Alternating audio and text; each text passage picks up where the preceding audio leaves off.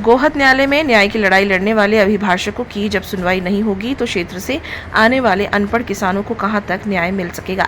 अभिभाषक संघ के पूर्व अध्यक्ष भगवती राजौरिया ने आज गोहद तहसील पर कार्य और जिम्मेदारी के प्रति लापरवाही बरतने के आरोप लगाए। तहसीलदार गोहद प्रकरणों का कोई निपटारा ही नहीं करते हैं, न बैठते हैं सीट पे। शाम को 6 बजे के बाद बैठते हैं और सुनवाई नहीं करते हैं। कहो तो उल्टा सीधा बोलने लगते हैं कि हमारे कार में दखल देते हो। ये कहानी है, यहाँ प्रशासन कोई सुनता नहीं है।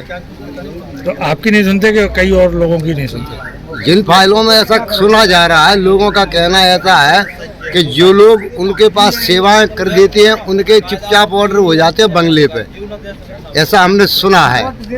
और हमारी एक फाइल है 6 महीने से डली है, ट्रांसफ़र की दरखास्त लगाई, SDO साहब ने ट्रांसफ़र भी नहीं की और वहीं दे दी, उसको सुनी नहीं रहे आज तक। क्या नाम तहसीलदार? तहसीलदार नरेश शर्मा, तहसीलदार गोहद।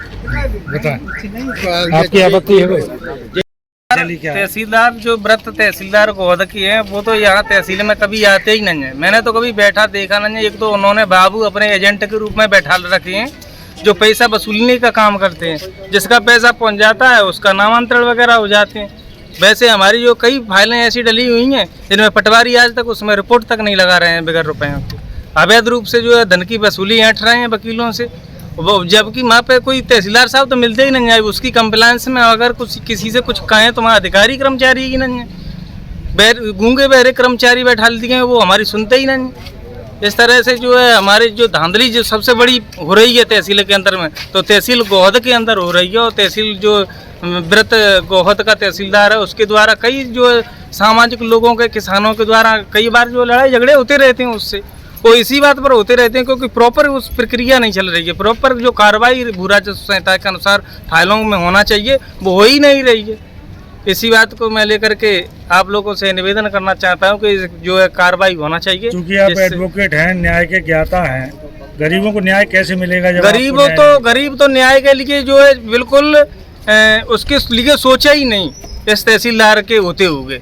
क्योंकि हम जो अधिवक्ता हैं हमको बेवकूफ़ बनाया जाता है। हमको कई बार तारीख दी जाती है कि पटवारी अब की बार रिपोर्ट पेश करेगा, अब की बार रिपोर्ट। पटवारी को जो बाबू के माध्यम से हम पटवारी के लिए चिट्ठी भिजवाती हैं व्हाट्सएप से, लेकिन फिर भी जो है उसमें कंप्यूटर उसमें जो है फाइल में हमारी जो फाइल है पटवारी रिपोर्ट के लिए लगती है उसमें पटवारी रिपोर्ट प्रस्तुत नहीं कर रहे हैं, वो अपनी मनमानी से काम कर रहे हैं। मेरा एक जो अमल होना था, आदेश कर दिया था पटवारी साहब ने, जो है व्रत एड़ोरी के तहसीलदार साहब ने, उसका जो है अमल नहीं हो पाया है आज तक। कई बार मैंने जो है व्यक्तिगत रूप से निवेदन कर गया, पटवारी साहब से भी व्यक्तिगत रूप से निवेदन किया, तहसीलदार साहब से भी किया।